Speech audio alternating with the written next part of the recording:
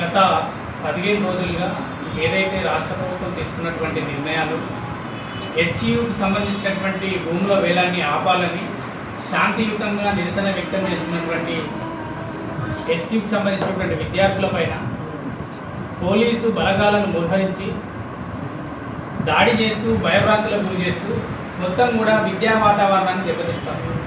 విద్యార్థులు అక్కడ ఉన్నటువంటి విద్యార్థులు న్యాయమైనటువంటి డిమాండ్లు మా యూనివర్సిటీకి సంబంధించినటువంటి గతంలో 1973లో ఇందిరాగాంధీ గారు యూనివర్సిటీకి 2300 ఎకరాల భూమిని కేటాయించారు. ఆ న్యాయమైనటువంటి భూమిని ఆ యూనివర్సిటీ భూమి మాకే ఉండాలి. భవిష్యత్తులో ఇప్పుడు ఏఐ లాంటి ఆర్టిఫిషియల్ ఇంటెలిజెన్స్ కోర్సులు వచ్చాయి. అట్లాంటి కోర్సుల కోసం బిల్డింగ్లు కానీ పరిశోధన విద్యార్థులకు సంబంధించినటువంటి పరిశోధనల కోసం బిల్డింగ్లు కట్టేటువంటి ఆస్కారం ఉంటుంది. నూతనంగా హాస్టల్స్ కట్టుకునేటువంటి అవకాశం ఉంటుంది. అట్లాంటి ఉన్నటువంటి యూనివర్సిటీ భూముల్ని ఎప్పుడైతే ఇప్పుడు 400 ఎకరాల భూములు ఉందో మొత్తం కూడా పచ్చని వనరులతో మొత్తం కూడా అక్కడ మొత్తం కూడా నెమళ్ళు పక్షులు అన్ని కూడా నిండిపోయి ఉన్నది. అట్లాంటి అట్మాస్ఫియర్ మొత్తం కూడా రాష్ట్ర ప్రభుత్వం కేవలము కమిషన్ల కోసం, రాజకీయ లబ్ధుల కోసం, ఎలక్షన్లో డబ్బుల కోసం మొత్తం కూడా అమ్మేటువంటి కార్యక్రమం మొత్తం కూడా ఈ కాంగ్రెస్ ప్రభుత్వం చేసుకుంటా ఉంది. అదేవిధంగా ఈ కాంగ్రెస్ పార్టీలో ఉన్నటువంటి మంత్రులు ఎవరైతే ఉన్నారో శ్రీధర్ బాబు గారు కావచ్చు, బట్టి విక్రమార్ కావచ్చు, హెచ్సియుకి సంబంధించినటువంటి పూర్వ విద్యార్థులు కనీసం వాళ్ళకు కూడా చదువుకున్నటువంటి విశ్వవిద్యాలయం పైన ప్రేమ లేకపోతే ఎట్లా? మీకు భూములు అమ్ముకోవాలనుకుంటే ఫ్యూచర్ సిటీ ఉంది, ఆల్రెడీ ఫ్యూచర్ సిటీ అని పెట్టారు. అక్కడ ఆల్రెడీ మీరు అమ్ముకోవాలనుకుంటే.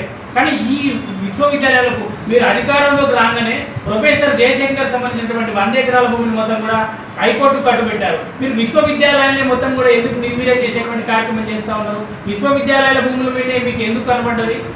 ఏదైతే విద్యారంగం ఎస్సీ ఎస్టీ బీసీ మైనార్టీలు దేశవ్యాప్తంగా వచ్చి చదువుకుంటూ ఉన్నారు, అట్టడిగిన వర్గాలు అణగారిన వర్గాలు చదువుకున్నటువంటి యూనివర్సిటీలు మొత్తం కూడా మీరు నిర్వీర్యం చేస్తా అంటే మేము ఏమర్థం చేసుకోవాలి? రాహుల్ గాంధీ గారేమో రాజ్యాంగాన్ని చేతిలో పట్టుకొని మొత్తం కూడా పేద విద్యార్థులను ఆదుకుంటాం, పేద విద్యార్థులకు పరిశోధనలు ఇస్తాం, వాళ్ళని మొత్తం కూడా ఒక ఉన్నత స్థాయికి తీసుకొస్తామని చెప్పేసి రాహుల్ గాంధీ గారు మాట్లాడుతూ ఉన్నారు. కానీ ఇక్కడ ఉన్నటువంటి లోకల్లో ఉన్నటువంటి కాంగ్రెస్ ప్రభుత్వం అధికారంలోకి రాకంటే ముందు మొత్తం కూడా విద్యార్థులకు మొత్తం కూడా సంబంధించినటువంటి విద్యారంగానికి సంబంధించినటువంటి బడ్జెట్ కేటాయిస్తామని చెప్పారు. 15% నిధులు కేటాయిస్తామని చెప్పారు.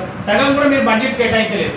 విద్యారంగాన్ని మొత్తం కూడా నిర్వీర్యం చేస్తూ ఉన్నారు. కాబట్టి ఏదైతే ఇప్పుడు 15 నిమిషాల క్రితం కూడా చూసాము, శాంతియుతంగా నిరసన వ్యక్తం చేస్తున్నటువంటి విద్యార్థుల పైన లాఠీ చార్జీలు చేస్తూ ఉన్నారు. విద్యార్థులు అసలు 2000 మంది పోలీసులను పంపించే అవసరం ఏముంది?